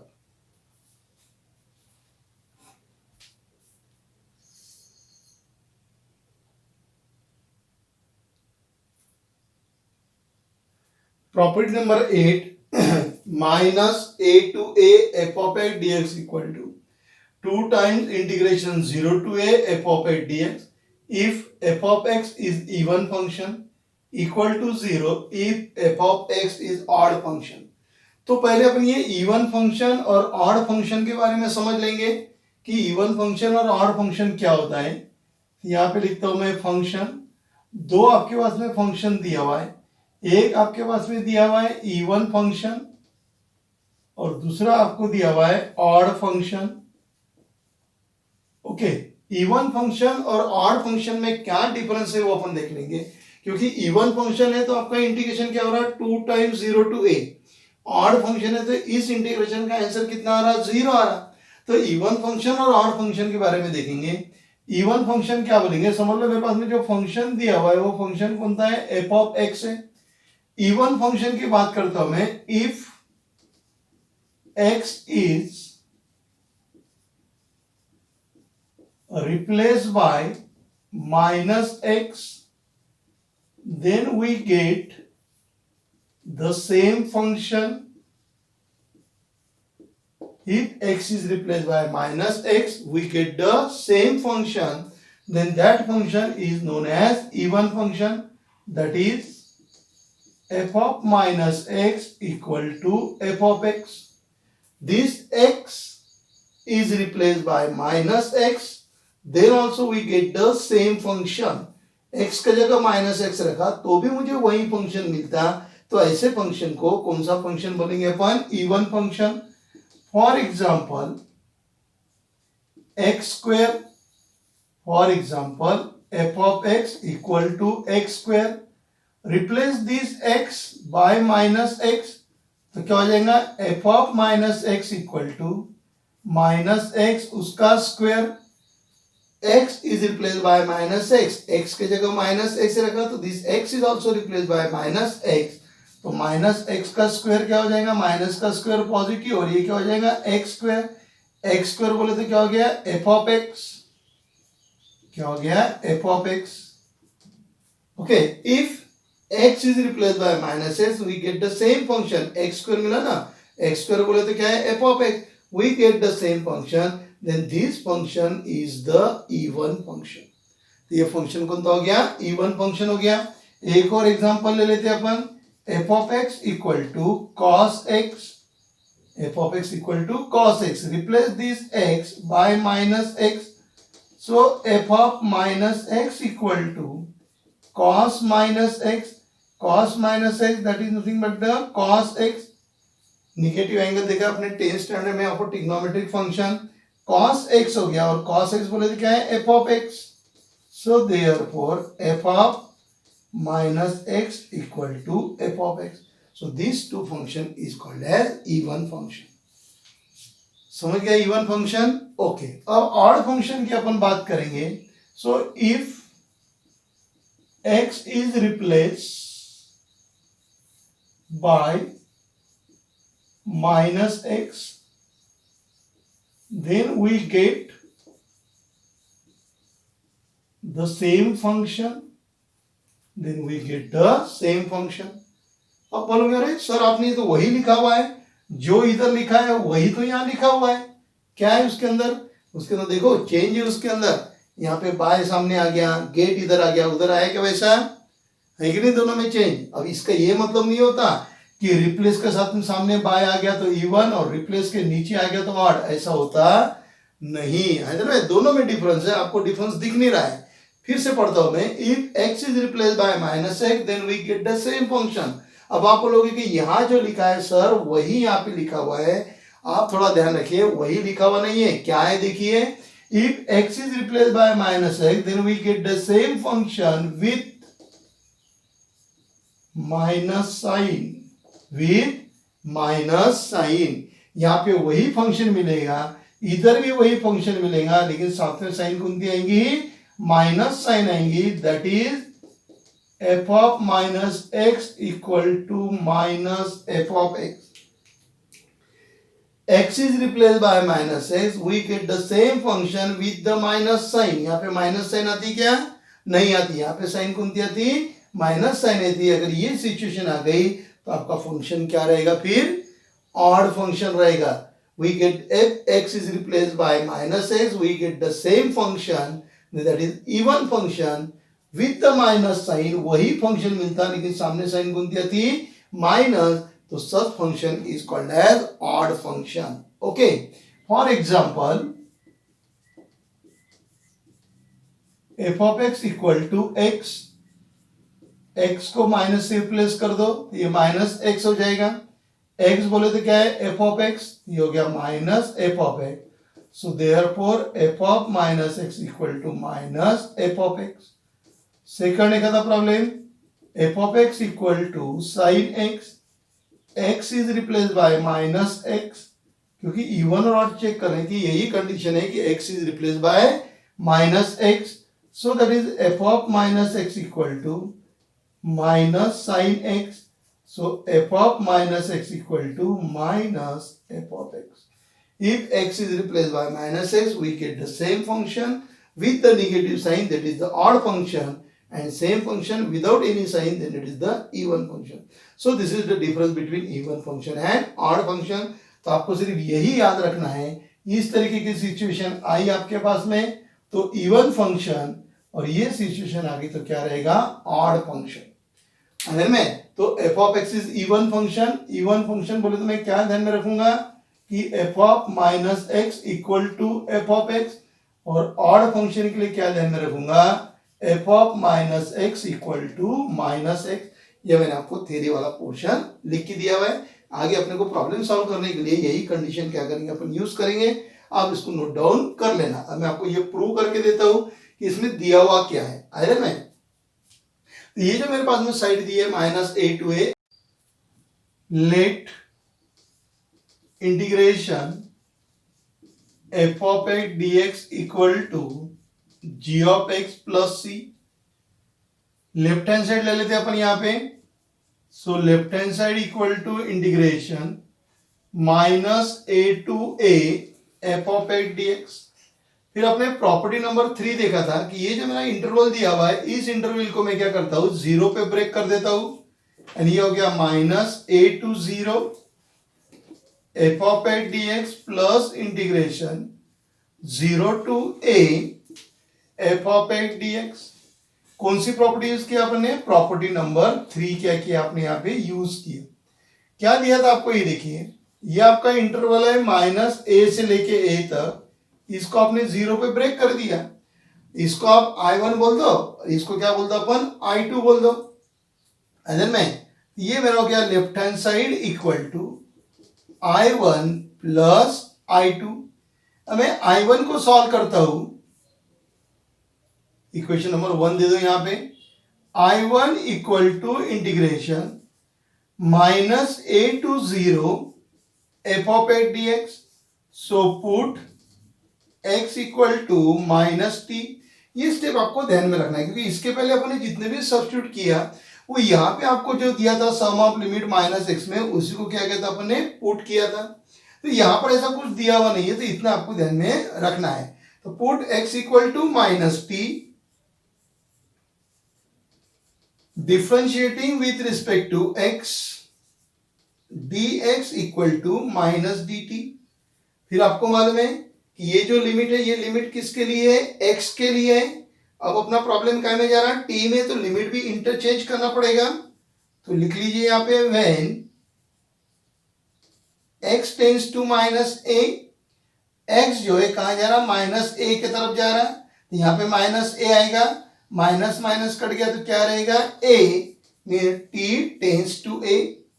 When x tends to zero, यहाँ पे जीरो जा रहा तो t भी कहां पे चले जाएगा, जीरो पे जाएगा। यानी ओरिजिनल लिमिट क्या था, माइनस ए टू जीरो था। आफ्टर सब्स्टिट्यूशन लिमिट क्या हो गया, a टू जीरो हो गया। So this I1 equal to, okay, I1 equal to minus a to zero, minus a to zero क्या लिखूंगा मैं, ए टू जीरो लिखूंगा, integration A to zero f of x के जगह माइनस टी,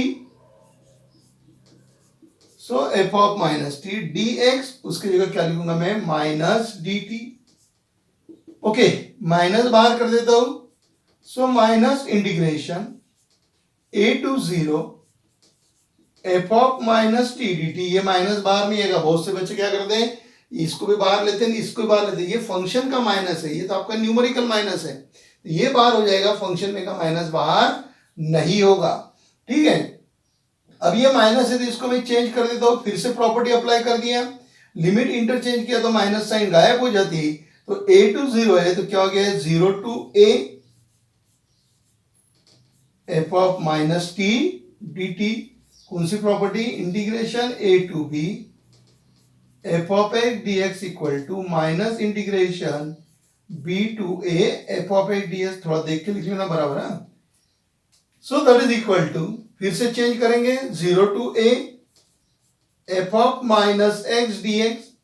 फिर से प्रॉपर्टी, कौन सी property, integration is independent upon variable, that is the property number 3।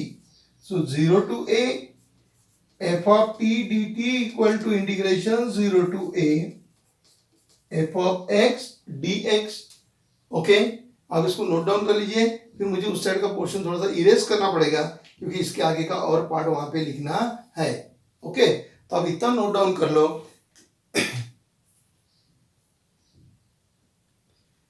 Okay, तो ये जो वैल्यू है, ये वैल्यू किसकी हो गई, I1 की।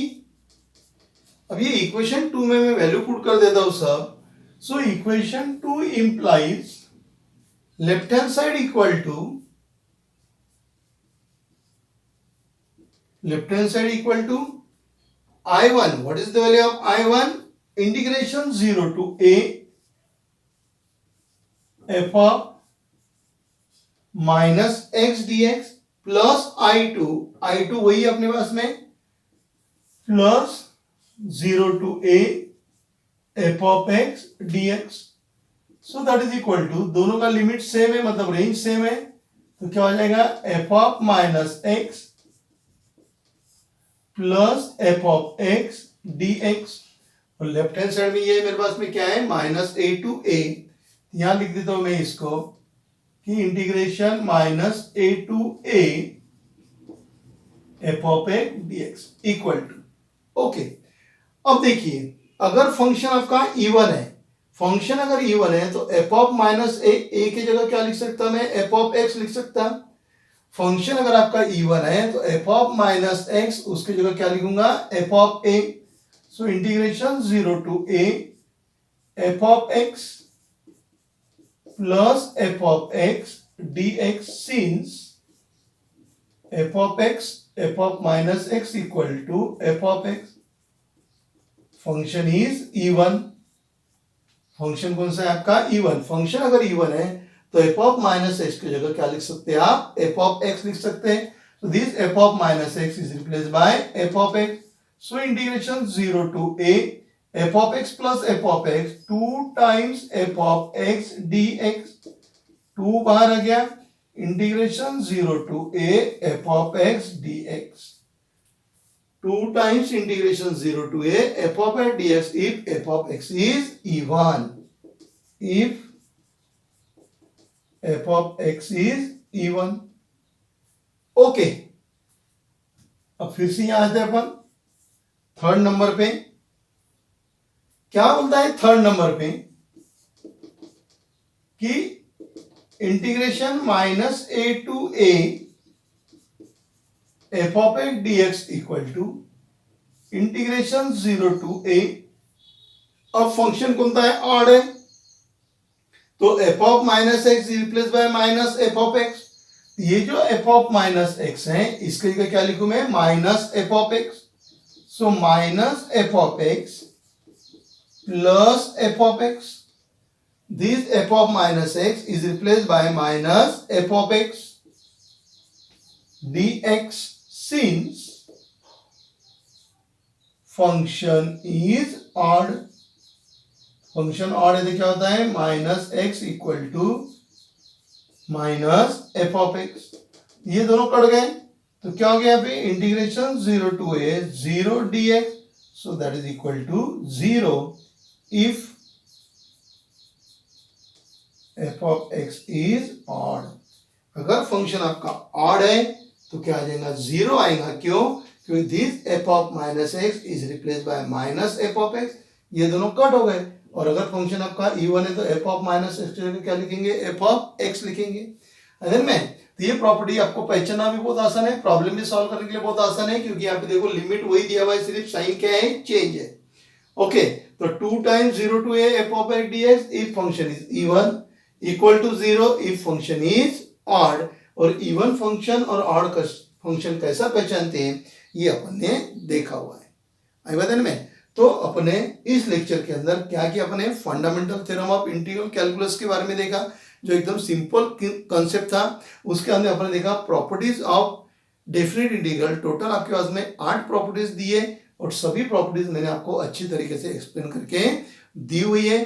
आप इसको अच्छी तरीके से नोट डाउन कर लीजिए, प्रॉपर आपकी नोट्स बनाइए, टेक्स्ट बुक की आप हेल्प लीजिए, क्योंकि कुछ एग्जांपल मैंने आपको अलजेब्रिक वाले एकदम सिंपल एग्जांपल लेके दिए। क्यों, क्योंकि पहले अपने को प्रॉपर्टी समझना जरूरी है।